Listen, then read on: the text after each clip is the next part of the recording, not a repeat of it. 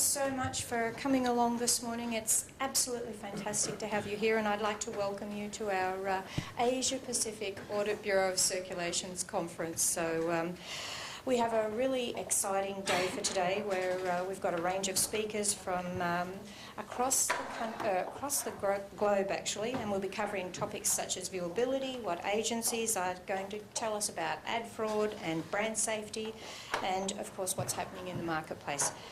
First up, I'm going to introduce Richard Foan, who is our Group Executive Director of Communication and Innovation from ABC UK. And Richard has been working with myself and Matthews to help make this conference actually come together.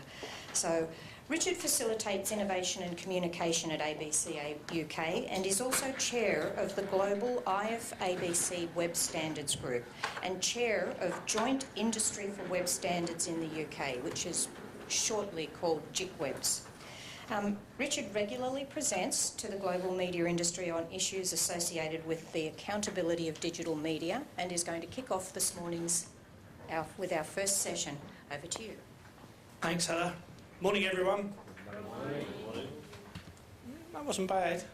Some of you know this traditional bit. Morning, everyone. Good morning. There you go. That's better. Thank you. So we're going to spend quite a bit of this afternoon as the Asia Pacific Group talking about measurement of traditional media. We did some yesterday afternoon and we'll do some more this afternoon.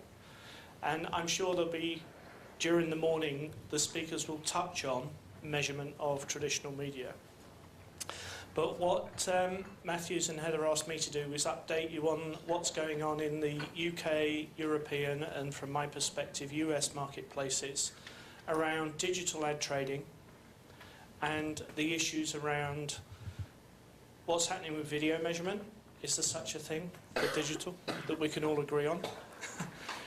What we're doing about viewability, what we're doing about brand safety, and what we're just beginning to do around the issue of fraud.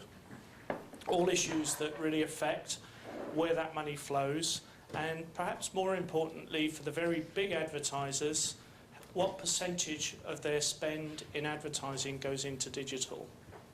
And that last topic on there, the fraud one, has got quite a few of them really interested in whether they really should be putting so much into digital, which gives us as ABCs a real opportunity, locally as well as globally, to help address some of these issues.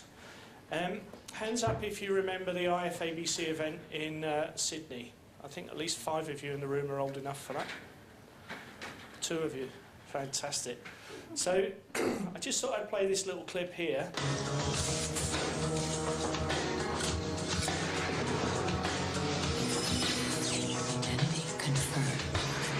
Good morning, Mr. Hutton. Sorry I barged in on your vacation. Just to remind you, he was young once. But we played that at the General Assembly in 2000, just as a little clip when people were saying, what do you think is going to happen next with digital? And what I tried to talk about there is what ended up being Google Glass, really. Google, when we played that clip, were 2 years old. Facebook were -4, hadn't been invented then. So it kind of puts this all in perspective, how quickly things are changing. So what I want to just give you the background on is what JICWebs is all about. JICWebs, the Joint Industry Committee for Web Standards, is separate to the ABC in the UK. And the reason for that is because what the industry needs now in digital is trust around the processes that are used to trade all those billions of impressions every day. So it's not just about the measurement, it's about trust in how that is transacted. And that ABC board in the UK don't see that as their job. So I created this other committee called JICWebs, which I chair, and from January next year that'll be its own limited company, up and running with its own revenue and driving in its own direction. ABC is the primary auditor for JICWeb standards, but not the only one. More of that in a moment. So these 3 bullets here are what it's all about. Firstly, in the world of digital, we have to be realistic about what we can measure, how we can measure it, and how we can prove trust. When we talk about viewability, we can have an interesting debate about whether there is such a thing as a single metric for viewability. In my view, there isn't, but I look forward to arguing about that. The second point is the reason the ABCs exist and have done since the 1930s in some countries is because of the need for some transparency about how people trade. Obviously, it started off with newspapers, but it still very much applies from an advertiser's perspective across digital. And the third point is the reason back in 1995 we set up the APABC standards group for digital. It's hard to believe we did actually do that 20 years ago, but the reason we did it is unless we start now on these new metrics around viewability, etc., and ensure that we have a single global set of standards, we will lose that opportunity forever. Print is never going to have a single set of standards around the world because it's too late, but we have got them in digital. So why am I so passionate about this area? I think this slide says it all. This was a year ago when Kraft put this slide out in its PR and promoted yet another new metric for digital. This one was called murkiness. So you can have fun trying to define what that means. But from Kraft's point of view, what they're saying here is they're unsure about 85% of the digital inventory they are being offered. So if you've got an advertiser like Kraft saying, you know what, I only trust 15% of what I'm being offered, that's a real wake-up call to the digital industry. So briefly what JICWebs is, it's made up of just 5 people. Most of the ABC boards around the world have a lot more than that on them, and that's part of the problem. As long as you get the right 5 people, you can really get stuff done. What we've got with JICWebs is the top left there is the equivalent of the ANA in the States or WFA across the rest of the world. The advertisers, that particular group represents over 400 of the biggest spending UK advertisers, including Unilever, P&G and companies like that. Top right is the advertising agencies, so that's like the 4As in the States, or EACA at a European level. Bottom right is the news brands, so that'll be the Times, the Telegraph, the Guardian and all the regional newspapers. Bottom left is the Association of Online Publishers, and that covers everybody from TV stations through magazines and newspapers, anybody that publishes their own content in digital. And the one in the middle there, I think everybody's heard of, the Internet Advertising Bureau. This is the UK chapter, if you like, but it's very much one organisation now headed out of New York with local chapters delivering the way local markets need. So each one of those has 1 vote. I, as chairman, don't have a vote, tempting though it is sometimes.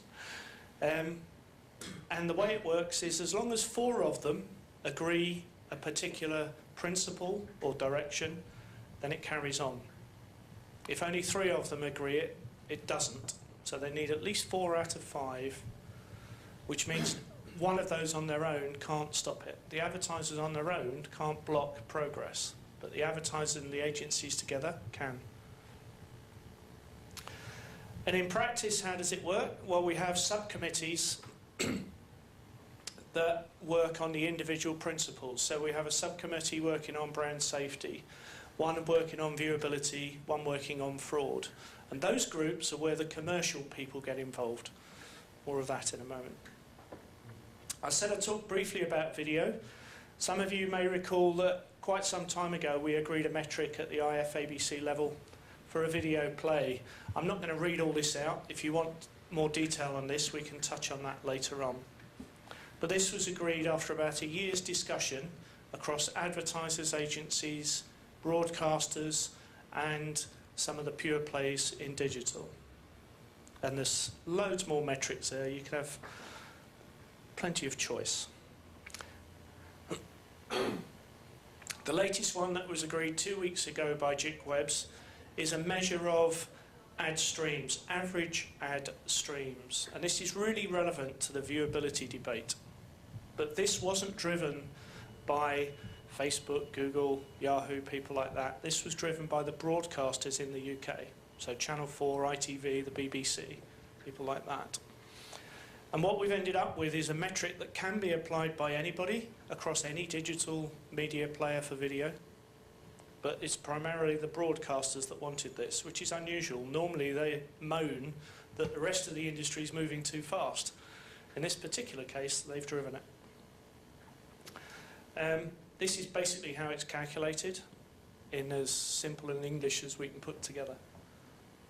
So you presume that you can measure all the viewing time for a particular ad across all the browsers, across all the media players, and divide it by the actual length of the ad.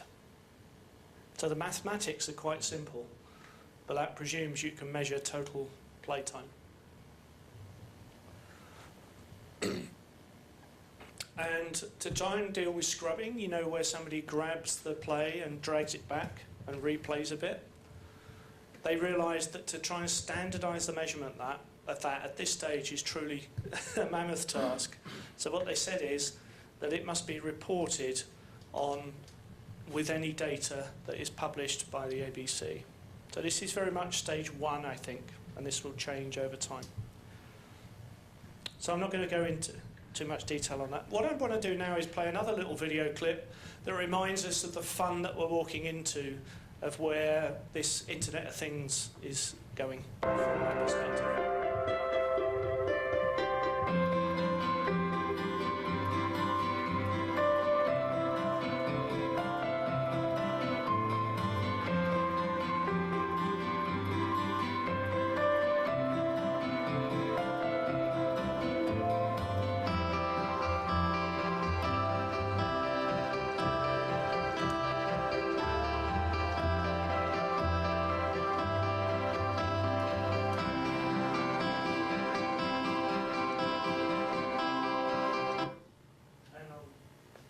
All I really wanted to demonstrate, what you all know, is that all of this stuff is joining up more and more and more, and that guy's sitting there choosing which content he wants on his paper, flexible plastic paper.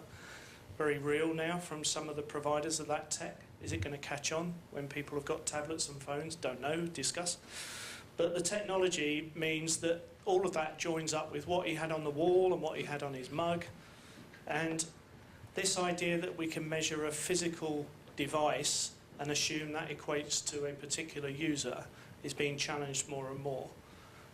So this amalgamation of data and uniquely trying to identify the person behind all those interactions is something we can all challenge ComScore on in a minute when they present. So second one is viewability. I'm going to rattle through this because I haven't got too long this morning, but you can have a copy of these decks. Back in 2014, ABC published its first report on 4 of the viewability tools. Those 4 there, including ComScore, who you can, as I say, hear some more from in a moment. What that does is not say that the metric is 50 by 1 for a viewable static display ad. What it says is the primary cause of discrepancies is different people measuring things in different ways, without the people who are using the data understanding that simple fact. So it's like measuring in meters or yards or feet. We're all measuring something using the same measuring stick, but the scale is different. With viewability, some of the tools measure the ad itself, some of the tools measure the container that the ad is placed in. So there are bound to be discrepancies, and that's okay, providing you understand what causes them. And when you're looking at the data, you know which basis it's measured on. So the whole purpose of what we're doing here is delivering a report across all of those half a dozen tools across the bottom, with all the different scenarios and telling you which ones are measuring in which way. And this went live at midday yesterday in the UK, so just as we were coming out of the restaurant here last night. And I'm really pleased to say they did it all in time, so this is a world first. It looks like everybody's winning on everything. The actual report shows that's not quite the case. What this does show is a significant improvement since a year ago when there are a lot more no's in the report. So just by flushing this out and publicising what's going on, that's raised the standards of those viewability tools.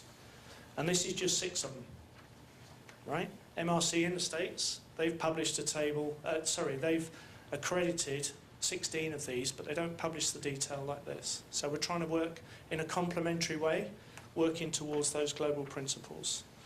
Talk briefly about brand safety. What this is about is, did the ad for a travel company appear next to all of those images of that jet that came down only a short while ago? If you're AirAsia, you do not want your ads appearing right next to that, right? So this is all about how do we as a digital industry reduce the risk of that. What we did came up with a set of principles through JICWebs, and then these companies signed up to JICWebs saying we're going to be independently verified to those principles. And the verification is then done. There's another couple of companies recently signed up. Once they've been verified, their auditor, which can be at the moment ABC UK, BPA or ePrivacy Consult in Germany, issue that report to JICWebs, JICWebs review it, and if they're happy, then the company gets a seal like this, and it will be the individual auditor in that logo on the right-hand side. ABC has done most of them, as you'd expect in the UK market. So the agencies are being told by their advertisers, this body, to look for that seal to reduce the risk of their advertising being misplaced. So it's not a right or wrong, it's not an absolute, it's realistic, but it does reduce the risk of what's going on. And it does that in part by using the content verification tools that have been reviewed and accredited by ABC. In this case, there are 3 of them listed across the top there. Same principle, all the criteria are listed on the left-hand side. Some pass, some fail on individual points. I won't go into the 3rd column in because that would embarrass one of our speakers, but there you go. Bots and spiders, everybody's heard about them. A lot of people don't quite understand how they work, but the reason you get an instant response when you choose your chosen search engine, and the response is pretty good these days, is because they have loads of bots continually trawling all the websites to make sure their indices are up to date. And you kind of want that traffic if you've got a website, because it drives people to your site. But if you're an advertiser, you want to know that's been stripped out of the numbers that you're paying for. So this bots and spiders list we did with the IAB in New York gets updated every month. Anybody can access it and then use that as pre-filtering of the data. The bottom one is about protection of intellectual property. If you have a quality brand, you do not want your advertising appearing on a hate site or a porn site or an illegal site that enables the download of videos that you haven't paid for. Sort of places my sons go to. Just the last one, obviously. So what we did, the industry asked us to stop advertising appearing on those illegal websites. We said it's not our job to censor or judge what is illegal. We're not lawyers. So we worked with the City of London Police, who've put together their own list